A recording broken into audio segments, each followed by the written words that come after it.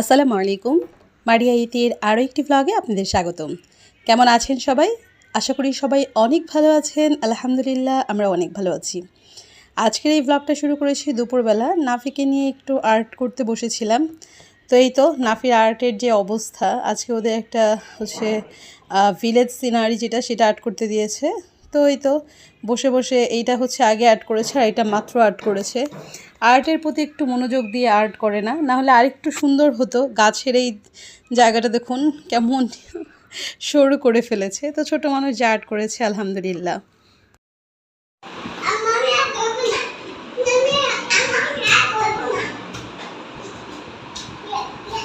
তুমি বসে নাও কালার।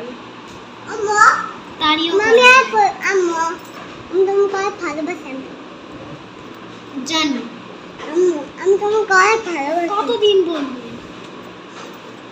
আম্মু আম্মু আম্মু আম্মু আম্মু আমি তোমাকে ভালোবাসি। আমি তোমাকে অনেক ভালোবাসি। তুমি দুষ্টু। অনেক ভালোবাসি। তুমি দুষ্টুমি করলে এই কথা মনে পড়ে, এছাড়া তোমার মনে পড়ে না। মনে পড়ে না। তুমি সব সময় দুষ্টুমি কাজ করো।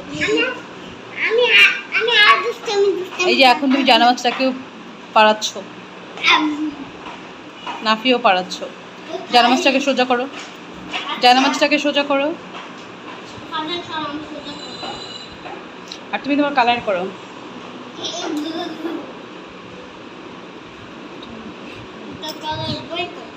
আর নাফিকে হচ্ছে এই যে এই দৃশ্যটা আর্ট করতে দিয়েছিল, তো এইটাই ও ওইভাবে আর্ট করেছে। যাই হোক, এখন বলি না ফারজানের কথা। ফারজান যখনই কোনো ভুল করবে তখনই এসে বলবে, আম্মু আমি তোমাকে অনেক ভালোবাসি, আমাকে মাফ করে দাও, সরি। কিন্তু কিছুক্ষণ পরই আবার এটা ভুলে যাবে। তাই আর কি, এই জন্যই ওকে বলছিলাম। আর আমার এই চাবির রিংটা একটু দেখাচ্ছি, আমার এটা এত পছন্দ হয়েছে। নাফির বাবার অফিসের একজন গিয়েছিল বড় হজ করতে, তো সেইখান থেকে নিয়ে এসেছে। নিয়ে এসে কয়েকজনকে নাকি এইটা গিফট করেছে। আমার এত ভালো লেগেছে, তো বাসার চাবিটা এখানে রেখে দিয়েছি। তো এই তো এইটা হচ্ছে সন্ধ্যার পরে হচ্ছে বাসায় এসেছি। তারপর হচ্ছে এখানে আমি আলুগুলোকে এরকম চিপসের মতো করে কেটে নিয়েছি। আজকে আলু চিপস বানাবো ভাবলাম, তো সেই জন্যই আর কি আলুগুলোকে এরকম চিপসের মতো করে কেটে নিয়েছি। আর আমি যখন ভয়েস ওভার দিচ্ছি, আমাদের পাশে হচ্ছে কনস্ট্রাকশনের কাজ চলছে পাশের আর কি জায়গাটায়, তো সেইখান থেকে একটু আওয়াজ আসছে, সেটা আপনারা একটু ক্ষমা সুন্দর দৃষ্টিতে দেখবেন। তো যাই হোক, এখানে আমি দেখতেই পাচ্ছেন আলুগুলোকে কত পাতলা করে কেটে নিয়েছি। এটা কিন্তু বটি দিয়ে করা যায়, আবার অথবা চাইলে আপনি যে চিপস কাটার থাকে সেগুলো দিয়েও করতে পারেন। আমি বটি দিয়েই করে নিয়েছি। আমি আলুর ছিকলাগুলো আর ছিলিনি, ভালো করে ধুয়ে নিয়েছি। এখন হচ্ছে আমি এটাকে একটু শুকাতে দিয়েছি। শুকানোর পরে আমি হচ্ছে এভাবে যখন একটা ট্রেতে নিয়ে নিয়েছি, দেখতেই পাচ্ছেন এখন এর মধ্যে কিন্তু কোনো পানি নেই। আমি হচ্ছে ফ্যানের নিচে প্রায় 30 মিনিটসের মতো শুকিয়ে নিয়েছি। এখন একটাও পানি নেই। এখন আমি কি করব, এটাকে তেলে ভাজতে চলে যাবো। আপনারা চাইলে কিন্তু এটাকে এয়ার ফ্রায়ারেও করতে পারেন, তবে এয়ার ফ্রায়ারটা আমার কাছে এত ভালো লাগে না, তেলেরটা যত ভালো লাগে। কারণ তেল দিয়ে ডেফিনেটলি সব কিছু অনেক বেশি মজা হয়, হেলদি খাবার একটু মজা কমই হয়। তো যাই হোক, এখানে আমি সবগুলো না, আমি অল্প অল্প করে দিয়ে দিচ্ছি আলুগুলোকে। আপনারা চাইলে আরও বেশি তেল দিয়ে ভাজতে পারেন, আমি বেশি তেল ঢালিনি। অনেক সময় হয় কি, যে একটু নড়াচড়া লেগে কড়াইটা পড়ে যায়, অথবা তখন তেলটা পড়ে যাওয়ার একটা সম্ভাবনা থাকে। তো আমি এটা দিয়ে অল্প অল্প করে আর কি ভেজে নিব। তো এটা কিন্তু খুব ধৈর্য সহকারে করতে হবে যদি মুচমুচো করতে চান। আমি এখানে কোনো হচ্ছে লবণ দেইনি, লবণটা আমি পরে দিব। তো সেই জন্য আর কি এখন আর কোনো লবণ দিইনি। আর এটাকে খুব সুন্দর করে এভাবে আস্তে আস্তে করে ভেজে নিতে হবে। তো যখন এই যে দেখছেন কালারটা পরিবর্তন হয়ে এসেছে, তারপরে আমি এটাকে উঠিয়ে নিচ্ছি। আপনারা চাইলে এটাকে ডাবল ফ্রাই করতে পারেন, অর্থাৎ ভেজে কিছুক্ষণের জন্য রেখে দিয়ে ঠান্ডা করে আবার দিতে পারেন, এতে করে কিন্তু অনেক বেশি ক্রিস্পি থাকবে। তো আমি আর সেই ঝামেলায় যাইনি। বাচ্চারা এইভাবেই পছন্দ করে মাশাআল্লাহ খেয়ে নিয়েছে, ভালোও লেগেছে। তো যাই হোক, আমি যেহেতু এটাকে খুব বেশি সংরক্ষণ করার চিন্তা ভাবনা নেই, তো আর যখন আমার এমন হবে যে ক্রিস্পি চলে যাবে, আমার ইচ্ছা আছে তখন এয়ার ফ্রায়ারে দিয়ে দিব, তাহলে আর একটু ক্রিস্পি হয়ে যাবে। তো যাই হোক, এইরকম একটা হচ্ছে জালির মধ্যে আমি এটাকে উঠিয়ে নিয়েছি। নিচে একটা ট্রে দিয়ে, এতে করে তেলটা সব পড়ে যাবে, আর হচ্ছে চিপসের যেই জায়গাটা সেটা আর কি ঠিক থাকবে। তো যাই হোক, আমি কথা বুঝাতে পারছি কিনা জানি না, আমার ইদানিং কথা বলতে গেলে খুব এলোমেলো হয়ে যায়। তো এরপরে হচ্ছে এর মধ্যে আমি হচ্ছে নিয়ে নিয়েছি বিট লবণ আর হচ্ছে গিয়ে মশলা। আমি এখানে চাট মশলাটা ব্যবহার করেছি। চাট মশলা আপনারা যে কোনো চাট মশলা, চটপটির মশলা অথবা নুডলসের মশলা ব্যবহার করতে পারেন। তবে আমার কাছে নুডলসের মশলাটা ব্যবহার করলে ভালো লাগে না। আমার কাছে চাট মশলাটা ব্যবহার করলে আপনার ফ্লেভারটা ভালো লাগে। আবার অনেকে ম্যাগির যে ম্যাজিক মশলা সেটাও ব্যবহার করে। তো চাট মশলা বা চটপটির মশলা আমার নিজের কাছে বেশি ভালো লাগে, আমি বেশি এটাই প্রেফার করি। আর এখানে দিয়ে দিচ্ছে হচ্ছে গিয়ে বিট লবণ। আমি কিন্তু নর্মাল লবণ দিইনি, বাস এতেই কিন্তু বেশ মজা হয়েছে। জিনিসটা অনেক বেশি মশলাদার হয়েছে আর খেতেও ভালো লেগেছে। আমার বাচ্চারা তো পছন্দ করেছে এবং ওরা বেশি করে খেয়ে নিয়েছে। শুধু বাচ্চা না, নাফির বাবাও বেশ পছন্দ করেছে।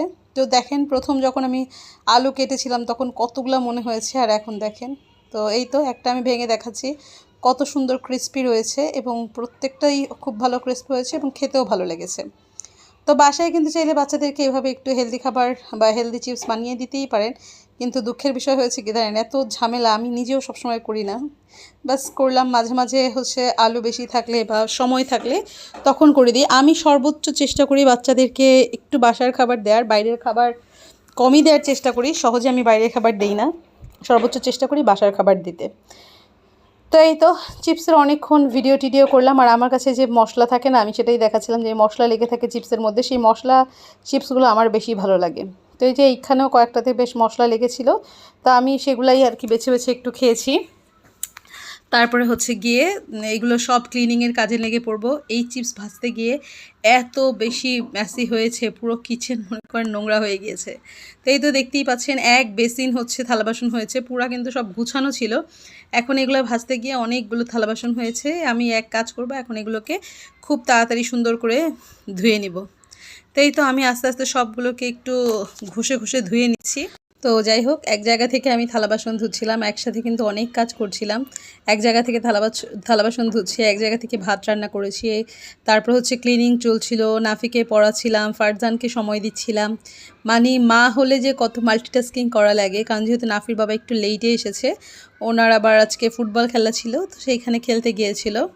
তো সেই জন্য আর কি অনেক লেট করে উনি বাসায় এসেছে, প্রায় 10টা সাড়ে 10টার সময় এসেছে। আমি সব গুছিয়ে নিয়েছি, তরকারি যা ছিল রাতের জন্য সেগুলো জাল করে নিয়েছি। তো এই তো এই চিপসগুলো যা খাওয়া হয়েছে বাকিগুলো রেখে দিব, নাফির বাবা এসে কিছুটা খাবে। আর এখানে হচ্ছে আজকে গরুর কলিজা আর গরুর মাংস একসাথে আমি রান্না করেছি আলু দিয়ে। এটা হচ্ছে মরিচ ভাজি, এই মরিচ ভাজিটা আমার এত পছন্দ, কাঁচা মরিচ ভাজি করে। এটা আমার বোন পাঠিয়েছে। এটা হচ্ছে নারকেল, তারপর হচ্ছে চিংড়ি মাছ দিয়ে ভাজি করে, ভীষণই মজা হয়। আর সাথে ছিল এখানে চিচিঙ্গা ভাজি, চিচিঙ্গা তো না, দুঃখিত, এটা হচ্ছে কী ভাজি জানি, মনে আসছে না, কহি অথবা রেহা, মানে কি যে ভুলা হয়েছে। আর এখানে দুধটা জাল দিতে গিয়ে দেখলাম যে দুধটা হচ্ছে নষ্ট হয়ে গিয়েছে। তো যাই হোক, আজ আর বাড়াচ্ছি না, দেখা হবে অন্য কোনো ভ্লগে। ততদিন পর্যন্ত আপনারা ভালো থাকবেন, সুস্থ থাকবেন, আর হ্যাঁ, অবশ্যই আমাদের জন্য দোয়া করবেন। আল্লাহ হাফেজ, আসসালামু আলাইকুম।